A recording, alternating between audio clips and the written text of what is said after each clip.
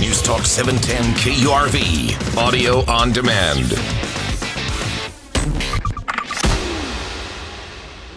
Not trouble that was on the minds of the people who've been going to South Padre. It's fun. They want to have fun in the sun or fun in the motel room while it's sunny outside. That's what I like to do. Go to the beach and stay in with the air conditioning. And why go to the beach? It's just better that way. It's just better. South Padre Island is ranked among the best family beaches, and spring break Easter traffic was apparently pretty good. But here to give us the lowdown is Keith Arnold. He is the head of the Convention and Visitors Bureau on South Padre Island. Thank you very much for being with us. We appreciate it. My pleasure. The only problem I have is after the lead-in, I'm thinking about empanadas calabasa. So, you got to be talking about food you love, and I don't know what. So, I'm sorry, Keith. Yeah, that's my fault. I have a problem. No, that's all right. I appreciate the opportunity to be here, and it's a beautiful day on the island, as always. Well, let's start at let's end up with the choosing of South Padre as being a great place, particularly for kids. But how did you all do, and how do you measure when someone says, "How did you all do at spring break?" How do you know, and how do you measure that? Well, what we do is our best indicators are we subscribe to a service called Smith Travel Research, which does hotel occupancies and average daily rates all over the United States. It's the standard by which you evaluate how successful your hotels are doing. And so we don't have the month end, but we have pretty close to it.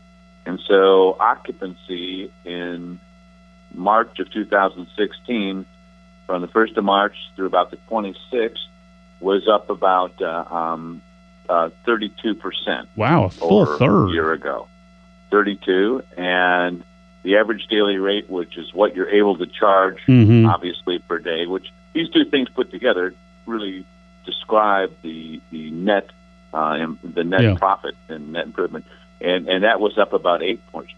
And so they combine those two with a couple other factors to produce the revenue that's produced per room, and that's called RevPAR. And so that piece, the profitability of our hotels during March 1st to 26th, improved about 36.5%. That's pretty well. Now, was the year before? Was 2015? Was that a pretty good year, or? It was a modest year. There were a couple of weather incidents, I was told. Oh yeah. And the other thing that factors a little bit in this is Easter fit into March, toward the tail end of March. So we don't have all those figures in yet. That'll be interesting to see too. But we know those two things impacted a bit. But you might say that could be a 5 or 8 or 9%, and here we are. It's improved by about a third over what it was last year. So a percentage, a third. So it's been really good. We're also eager. We don't have them yet. We're also eager to get the sales tax figures because we want to see what the impact was on the rest of the economy. Since hotels are charged hotel tax, that's a different piece. So we want to see how it spread through the retail, restaurants, attractions, those kinds of things too. But it was a good year. It was really, really packed here. Somebody asked us about Semana Santa, and the observation is that it's gotten shorter. The Holy Week was really Thursday through Sunday, not a full week. That's a reflection of the peso weakness, I bet. Yes, and that was definitely one of the, I'm sure that was one of the major concerns. I wanted to ask you, Mr. Arnold, do you see a difference when Easter is in March? Because sometimes it's in April. Does that vary?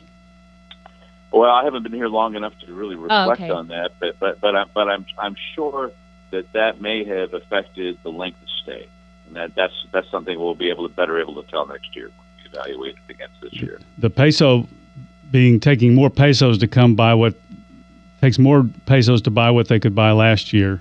Yes, is definitely a bummer when it comes to anybody who depends on people from Mexico, which is the island has a lot of that, obviously. And anecdotally, that was the most frequent comment we heard about why people thought, even people that were Mexican nationals thought that things were down this year a bit. So, especially the length of stay. In McAllen, I will tell you that Thursday, Friday, Saturday, Sunday was really strong. Okay. So at least we had that going for us, yes. McAllen has got a program where they give a discount. Well, it's effectively they discount their prices to make up for the the weakening of the peso, and they feel that has been successful, and they're going to keep on doing it. And Laredo may even do it. So, what about the beaches? Now, were you all aware you were being? I guess you kind of always being judged, but were you aware of this national rating thing that decided you all were very family friendly? Well, we weren't aware that we were in the running for that at all until about 2 weeks prior, when we got a heads up call from an associate editor who had been down here and visited, and we hosted her and showed her the community in October, and she said, you're going to be one of the finalists as the top in the top family vacation beaches. And we didn't know how many finalists there were or anything, and the next thing we got was the tease in advance of the rating that showed where they were, and we were in the top 10. And they didn't quantify, prioritize numbers 1 through 10, but they just listed them. Well, if you're a person who's in marketing, you're still excited because we were third from the top in the read. So that's always a good place to be. What did they cite as? I'm sorry. What did they cite as important for them in deciding this? Well, I think it was family activities was really important. The quality of the beach, family activities, the diversity of the types of lodging that were available and were family friendly. They also mentioned nature tourism features that we have. So all those were factored in, and relative cost also was good too. And it's always a big story, part of the market we've got to do better at is telling people know that spring break, we love it. We want to sustain it here in March, but the rest of the year is families, couples, and winter Texans primarily, and a lot of our good local folks too.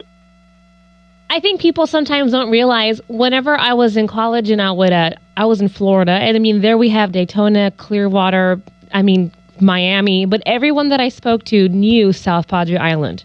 And it blew my mind because I was like, what? Like, these beaches, not saying that SPI isn't beautiful, but it really blew my mind how everyone in Florida that I spoke to knew about South Padre Island and how awesome it was, and they wanted to come down here, and I was like, I live an hour away from there, and I want to come to these beaches. So it is pretty cool to know that, we have a beautiful beach in our backyard.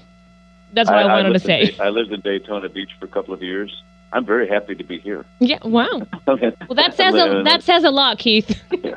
Let me just tell you that the quality of this destination related to vacationing and for tourism is stronger than Daytona Beach in a number of ways for me. So and I think it's also the quality of hospitality and having your own island. That's a big part of our marketing around. You can come here and make this your island. We're a whole 2.5 square miles. Wow. And you can own it while you're here, and that's a really neat feature that's not available a lot of places inside the United States.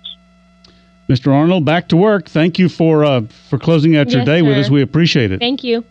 Thank you for the time. Yes, sir. Keith Arnold is the head of the new head, obviously. Now I want to go to the beach. Visitors Bureau at South Padre Island.